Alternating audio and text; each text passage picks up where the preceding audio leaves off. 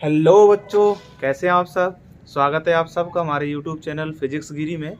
और आज अपन पढ़ेंगे क्लास 12 के पेज का अगला टॉपिक, किसी अनंत लंबाई की आवेशित प्लेट के कारण विद्युत क्षेत्र। ठीक है, तो जो अपन पढ़ रहे हैं अभी वो क्या पढ़ रहे हैं, वो पढ़ रहे हैं गॉस के नियम के अनुप्रयोग। ठीक है, एप्लीकेशंस ऑफ गॉस थ्योरम। तो उसी के कारण अपन को क्या करना है, विद्युत क्षेत्र निकालना है। किसके कारण? अनंत लंबाई की आवेशित प्लेट के कारण। अभी जो लास्ट लेक्चर में अपन ने निकाला वो किसके कारण निकाला था? अनंत लंबाई की आवेशित तार के कारण। ठीक है, तो यहाँ पे अब गॉस की प्रमेय लगानी होती है, उसके लिए अपन पढ़ेंगे कि क्या करते हैं। ठीक है, तो शुरू कर रहे हैं क्या, अनंत लंबाई की आवेशित प्लेट, या हम किसका चादर भी बोल सकते हैं इसको। ठीक है, और प्लेट के कारण विद्युत क्षेत्र, अगर इंग्लिश में लिखना चाहें तो क्या, electric field due to infinite charge sheet. ठीक है, चार्ज शीट का मतलब क्या होता है, मतलब सीट क्या होती है, मतलब एक सीट है, मतलब जिसका क्षेत्रफल है। ठीक है ना, अभी हम लंबाई का तार पढ़ रहे थे, वो तार एकदम सीधा सीधा ये लंबाई का तार है, क्षेत्रफल मतलब ये सीट है। ठीक है, क्षेत्रफल एक ये सतह है, एक ये सतह है। ठीक है ना, तो ये सीट होती है, पतली सी सीट है इस, और कैसी है, अनंत लंबाई की है। ठीक है, तो मैं सीट बनाता हूँ, तो मेरे पास ये अनंत लंबाई की आवेशित क्या है, सीट है, चादर है, प्लेट है। अब कैसी अनंत लंबाई की है, तो मेरे पास मैंने ये अनंत लंबाई की क्या ले ली, आवेशित सीट है। इसका इस पर कितना क्यू आवेश है, और वो कैसे बटा हुआ है, एक समान रूप से। ठीक है, एक समान रूप से बटा हुआ है। और इसका क्षेत्रफल कितना है, ए। इस पूरी प्लेट का क्षेत्रफल कितना है, ए।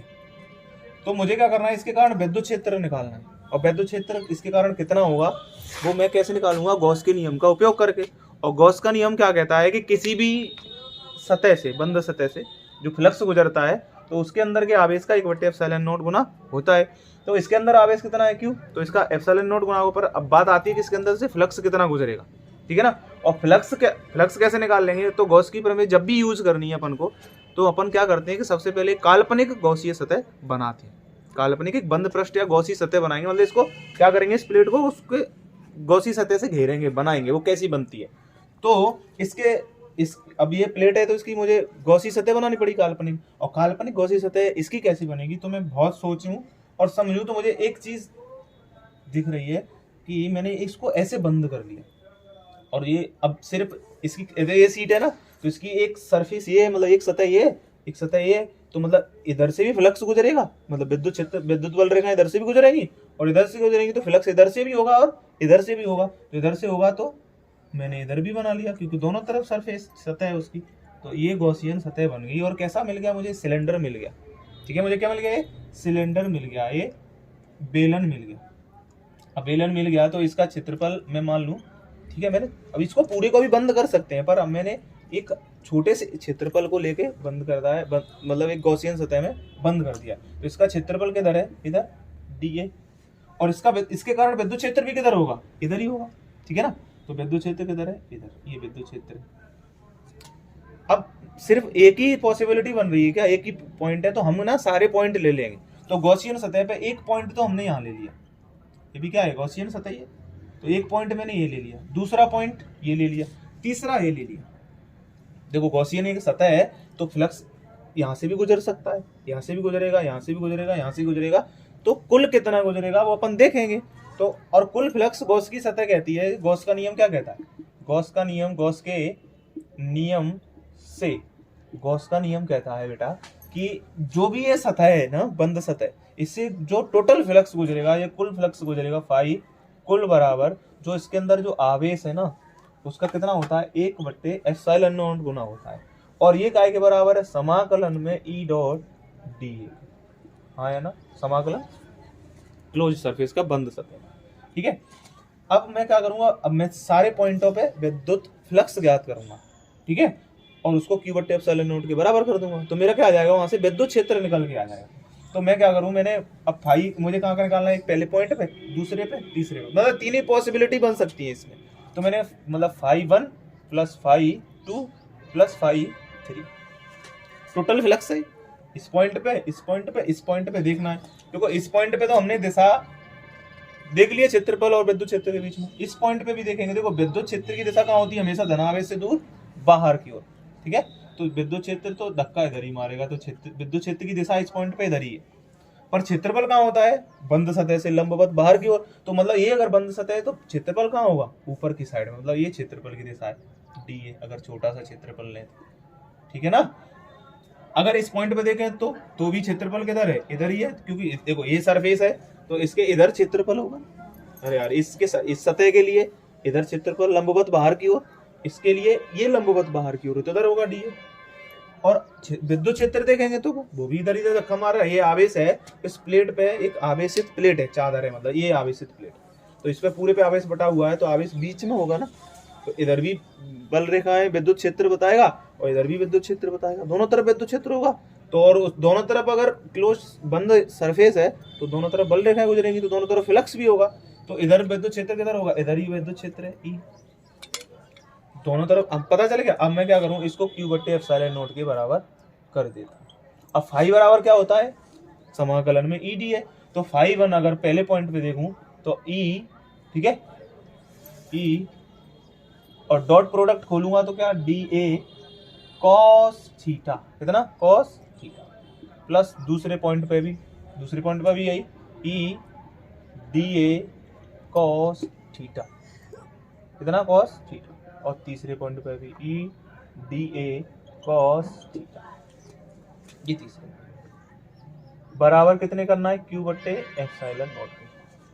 अब बात आती है कि कोण देखो, कोण क्या देखना है, थीटा, वो किस किस के बीच का कोण है, E तथा DA के बीच का कोण। तो पहले पॉइंट पर देखेंगे इस पे, तो E तथा DA के बीच कोण कितना है, देखो विद्युत क्षेत्र इधर है और क्षेत्रफल इधर है, मतलब कोण कितना बन रहा है, 90, कितना बन रहा है 90। यहाँ पे थीटा बराबर कितना है 90। और इस पे देखो दूसरे पॉइंट पे, तो थीटा विद्युत क्षेत्र भी किधर है, इधर, और क्षेत्रफल भी किधर है, उधर ही है। तो मतलब दोनों के बीच में कोण कितना है, 0 अंश। तो यहाँ पे थीटा कितना है 0। तीसरे पॉइंट पे देखें तो देखो विद्युत क्षेत्र भी इधर और क्षेत्रफल भी इधर, तो तब भी कोण कितना है, इसमें भी थीटा बराबर 0। और रख देंगे अपन तो ये तो 0 हो जाएगा, क्यों cos 0 का मान कितना होगा, cos 90 का मान कितना होता है 0। तो रखते हैं पहले E D A cos 90 plus पहला पॉइंट, दूसरे पे E D A cos 0 plus समाकलन में तीसरा ई डी ए कॉस 0, ठीक है, बराबर Q बट्टे एप्सिलॉन नॉट। टोटल फ्लक्स किसके बराबर होता है, Q बट्टे एप्सिलॉन नॉट के। बेटा इस cos 90 का मान 0 होता है, तो ये पूरी संख्या कितनी होगी 0। तो ये तो मेरे पास पहले पॉइंट पे फ्लक्स कितना है 0, मतलब इधर या इधर जो फ्लक्स गुजरेगा वो 0 है, जो फ्लक्स गुजरेगा वो इधर ही है, ठीक है। तो इधर है तो कितना है, इस पे समाकलन में ई डी ए cos 0 का मान 1 तो हो गया, प्लस तीसरे पॉइंट पे भी देखें तो cos 0 का मान 1, तो ई डी ए बराबर Q बट्टे एप्सिलॉन नॉट। देखो दोनों बराबर है तो 2 गुना हो जाएगा, तो कितना हो जाएगा 2 ई डी ए बराबर Q बट्टे एप्सिलॉन नॉट, ठीक है। अब विद्युत क्षेत्र देखूंगा तो विद्युत क्षेत्र तो मुझे निकालना है, तो इसको मैं बाहर निकालूं समाकलन से, और नियत भी है हर पॉइंट पे, तो क्या हो जाएगा 2 गुणा ई समाकलन में डी ए बराबर Q बट्टे एप्सिलॉन नॉट, हाँ या ना, ठीक है। अब मैं इधर लिख देता हूं, तो ध्यान देना समाकलन क्या करना है, क्षेत्रफल का, इतने से का कितना है डी है, तो इस पूरी प्लेट का कितना क्षेत्रफल है ए, ठीक है, पूरी प्लेट का कितना क्षेत्रफल ए। तो समाकलन का मतलब होता है ना, इसका ए, इसका बहुत सारे अल्पांश लूंगा और सबको जोड़ूंगा तो वो किसका पूरा क्षेत्रफल हो जाएगा, और प्लेट का पूरा क्षेत्रफल कितना है ए है। तो समाकलन क्या हो जाएगा 2 गुणा ई गुणा ए बराबर Q बट्टे एप्सिलॉन नॉट। मुझे ई निकालना है तो 2a को नीचे भेज दूंगा, तो ई बराबर क्या हो गया Q बट्टे 2 एप्सिलॉन नॉट इंटू ए। तो बेटा मैंने पढ़ा है कि सिग्मा बराबर होता है Q बट्टे ए, कहाँ से आया, पृष्ठीय आवेश घनत्व से। पृष्ठीय आवेश घनत्व क्या होता है कि एकांक क्षेत्रफल पर वितरित आवेश को पृष्ठीय आवेश घनत्व कहते हैं। अब ये अपन ने 3 पढ़े हैं। कौन से 3 पढ़े हैं? एक लंबाई पे वितरित होता है आवेश तब, एक क्षेत्रफल पे वितरित होता है आवेश तब, और एक आयतन पे आवेश वितरित होता है तब। ठीक है, तो अभी यहाँ पे आवेश किस पे? इस प्लेट पे वितरित है। ये क्या है? क्षेत्रफल है इसका। ठीक है, अगर तार पे वितरित होता तो ये लंबाई पे होता, तो वहां पे रेखीय आवेश घनत्व होता। तो इस ये सिग्मा बराबर क्यू बट्टे ए, और क्यू बट्टे ए है तो इसकी जगह मैं सिग्मा रख दूंगा, तो मेरे पास क्या आ गया? ई बराबर सिग्मा बट्टे 2 एप्सिलॉन नॉट। क्या आ गया? ई बराबर सिग्मा बट्टे 2 एप्सिलॉन। ये मेरा विद्युत क्षेत्र आ गया। किसके कारण? आवेशित प्लेट या चादर या सीट के कारण। ठीक है, अब यह सिग्मा क्या है? सिग्मा है पृष्ठीय आवेश घनत्व, और एप्सिलॉन नॉट वो ई तो विद्युत क्षेत्र है, एप्सिलॉन नॉट क्या है? निर्वात की विद्युतशीलता। और ये जो विद्युत क्षेत्र निकाला है ना इस प्लेट के कारण, वो कहाँ पे निकाला है? जब प्लेट कहाँ रखी है? निर्वात में। अगर माध्यम में रखी होती ना, या इसके बगल में कोई माध्यम रखा होता, तो एप्सिलॉन नॉट की जगह क्या आया था? एप्सिलॉन एम आया था माध्यम के लिए। उसके लिए फिर हम परावैद्युतांक देखते। ठीक है ना, ये मेरा विद्युत क्षेत्र आ गया। एकदम क्लियर हो गया? ठीक है, नोट कर लो।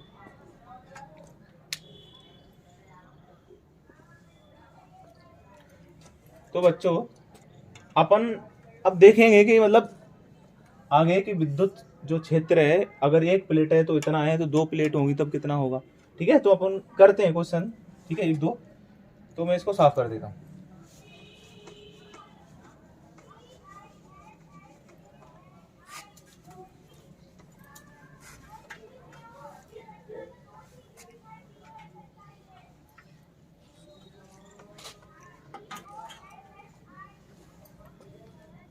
अब जो अपन पढ़ेंगे कि जो गॉस की प्रमेय के अनुप्रयोग में ही, मतलब अब ये क्वेश्चन है अपना।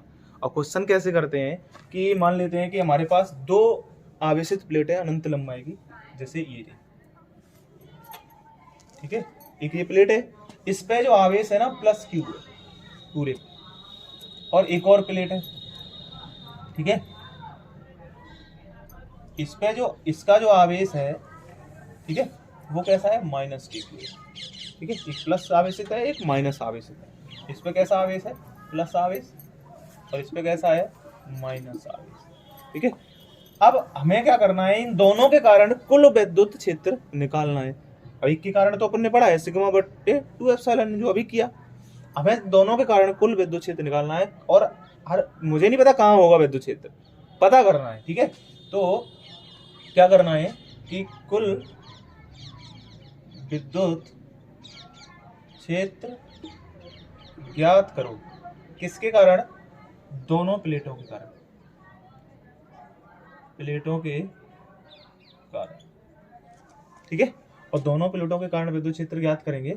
तो मुझे नहीं पता कहाँ है। देखो, विद्युत क्षेत्र यहाँ पे भी हो सकता है, यहाँ पे भी हो सकता है, और यहाँ पे भी हो सकता है। 3 ही पॉसिबिलिटी बन सकती है। ठीक है ना, तो मैं देखूंगा, ठीक है, कि किस किस पॉइंट पे। तो मैंने इसको पॉइंट मान लिया 1, इसको 2 और इसको 3।